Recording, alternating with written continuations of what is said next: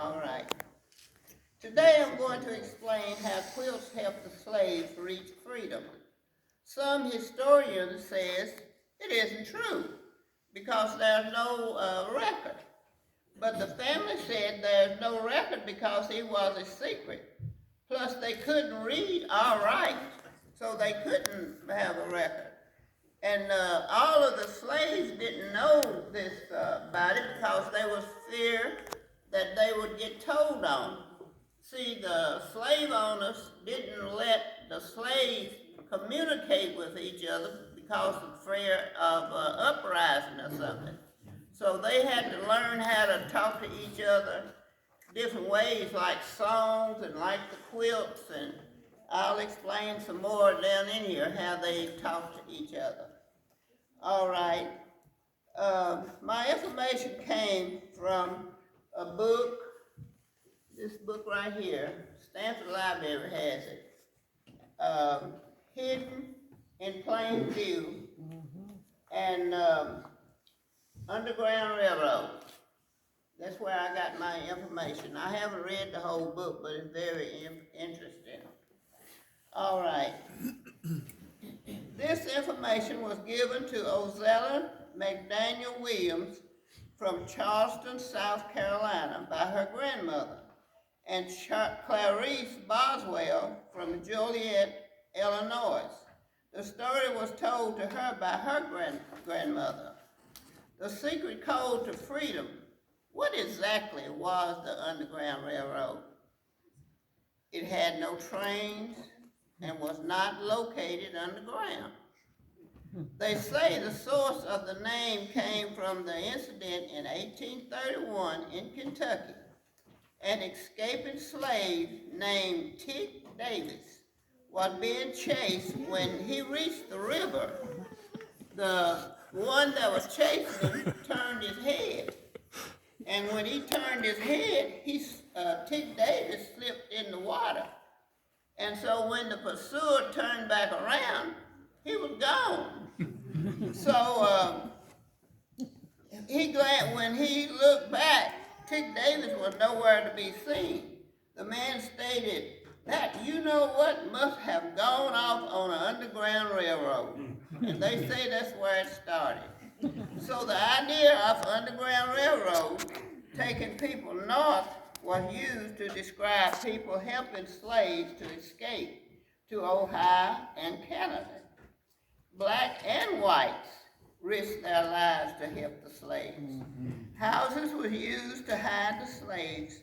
It was called station. The houses was called station. Those that helped the slaves was called conductors. And the runaways was called passengers.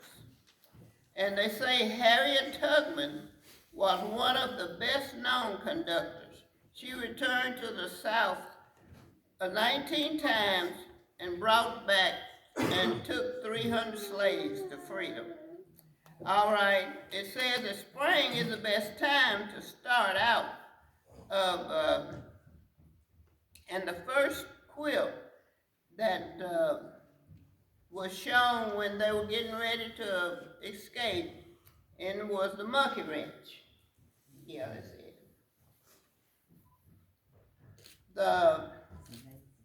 For the passengers, that was telling them to gather what you're gonna need on your journey and to freedom.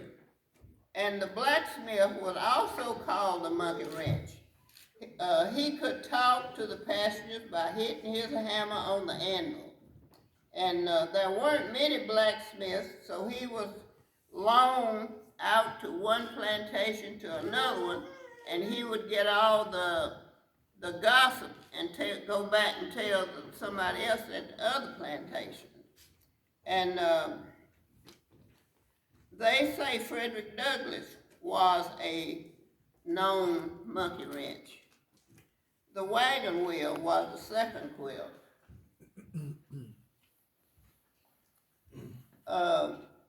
It was to be displayed with false bottom. A lot of times the wagon would have false bottoms where they could hide stuff under, and tools and food, clothes, or whatever they needed. And the wagon wheel was always called sometimes the chariot. You know the song Swing Low Sweet Chariot? They used that song too. Still away, still away, still away to Jesus. Still away, still away, still away home. I ain't got long to stay here. My God, He called me. He called me through the thunder. A trumpet sound within my soul. I ain't got long to stay here. And the old overseer standing over there with his whip ready to flog somebody if they quit singing, but they kept on picking that cotton and kept on singing. Because you know, he didn't know that was I can't think of the word. Well, anyway, he thought they were singing a hymn. Mm-hmm. But that song was telling them that it's time to go. Mm-hmm. And the verse that says, my God called me, that was telling them to wait until it rained, and the rainwater will wash your tracks. So wait until then to go. All right. The flying geese. Now, like I said, you notice all of them are going in one direction, and the geese does too. All right. The geese flies north in the spring. And when they see the geese, they know it's time to go. And also, they know to go that direction that geese is going. All right.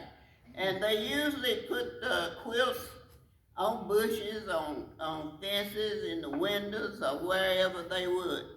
And I'm kind of like the historian, I guess. I kind of look like they would know something's going on at all at once. You see quilts hanging around. But then I thought back as a child. Every spring, Mama would hang her quilts out on the line. But the conductors, or whatever you want to call them, would only use the ones that was pertaining to this.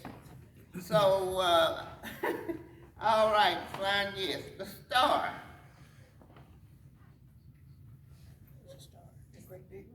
Yeah. That's the lone star.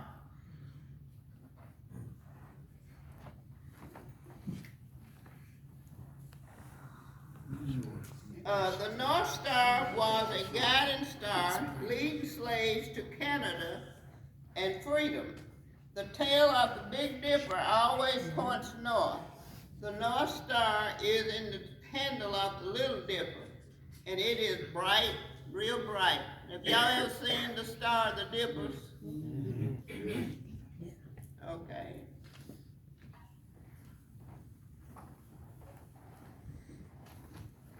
We just fold it later. The bear claw is next. Bear claw is next. They were to follow the animal's path because it would lead them to food and water. The drunkard's path. The drunkard's path. You know how a drunk walks.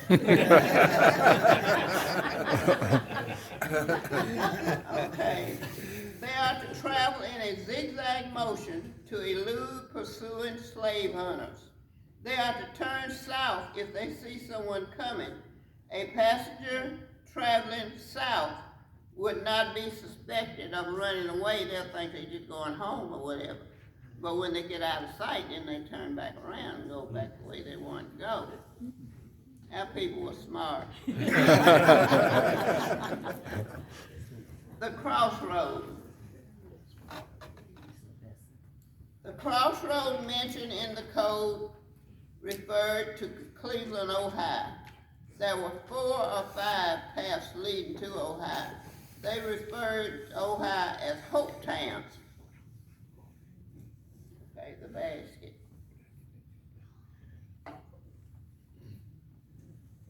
One of the most difficult things facing the passengers was feeding themselves. They couldn't walk into town or be seen or get what they needed, so they would hide in bushes in the daytime, and the conductor would hide food and clothes in a basket under bushes. And under the bushes and the basket, they put the food in the basket and then the clothes on top of it, clean clothes, like they done washed for somebody. And they would let them know that there is a safe house in this town. Now, they said Stanford had a safe house. Said it was across the street from the depot. It's tore down now. Okay, thank you.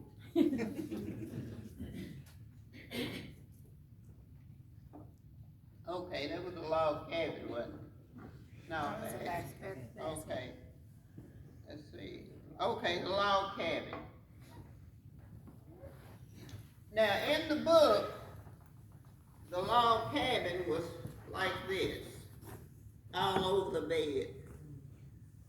But I decided that I didn't want mine like that. I made mine like that.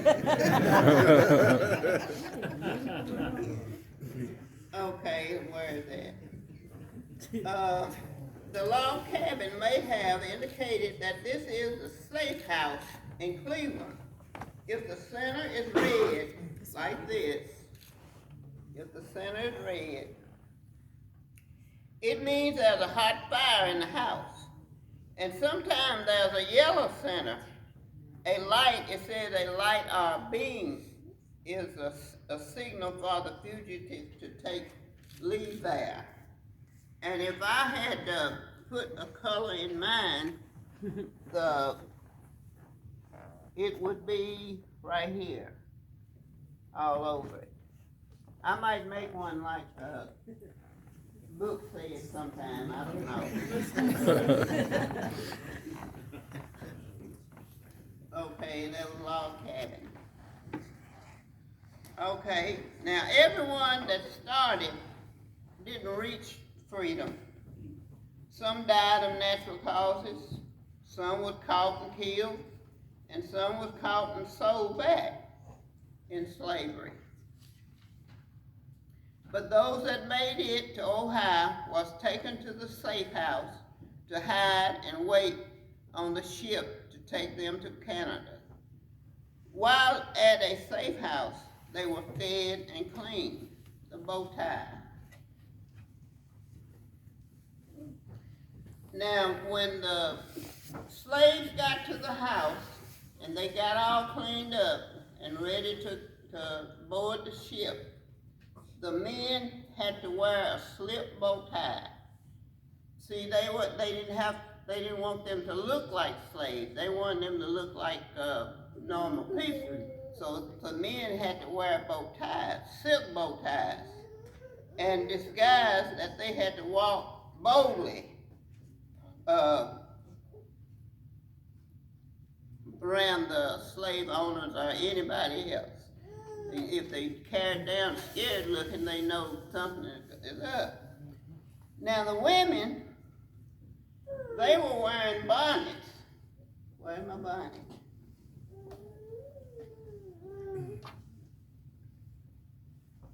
The women had to have bonnets.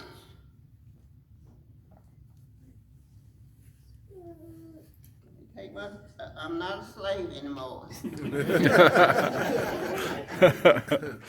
Okay, I'll put this up so you can see me. The women was wearing bonnets. The bonnets represent higher society.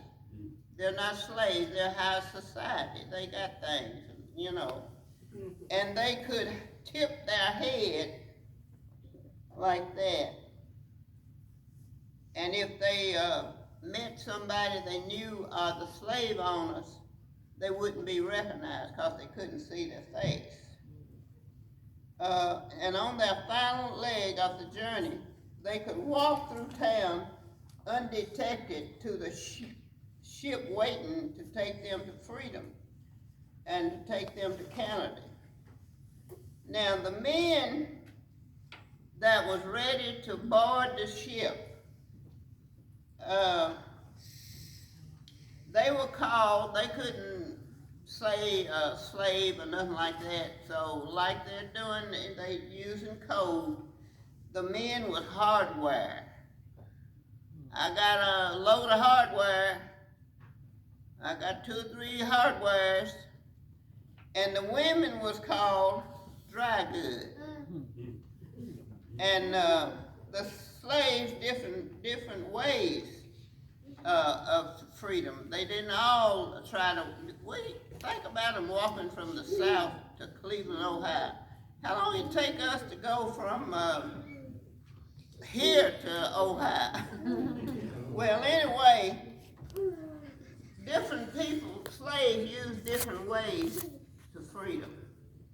And this fellow right here, this must be when he was a child. His name was Henry Brown. Oh, I forgot. That's the ship. The ship is when they get ready to go to I'm sorry, I mess up every time I do it. Well, anyway, Henry Brown, he was married. His wife and him had different owners, but they had to get permission to get married.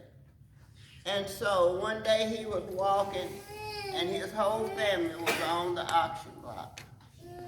And he asked that slave owner, "Why did you sell my family? I needed the money." And so he decided he wasn't going to be a slave anymore. So that was white people that was good to the black people. So he had a white store owner and helped him, nailed him in a box, and sent him to freedom. And it had this side up. The story is real. Well, anyway, he had this side up. First thing, they dropped him on his head and said he traveled on his head for days. But he did make it. Now, I'm going to say this as nice as I can. You know, the slave owners had relations with the slave women. All right. And some of the women came out looking like white. Well, this lady passed as white and told them that her husband was her slave. And that's how she got through. Now, my grandfather, which name is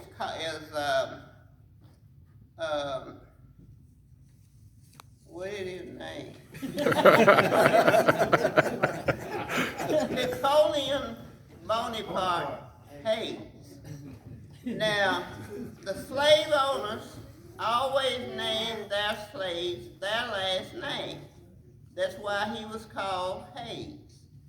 So he went to Nicholasville, joined the army, and dropped the slave name Hayes. So he took his identity back. And I've got his owner's will.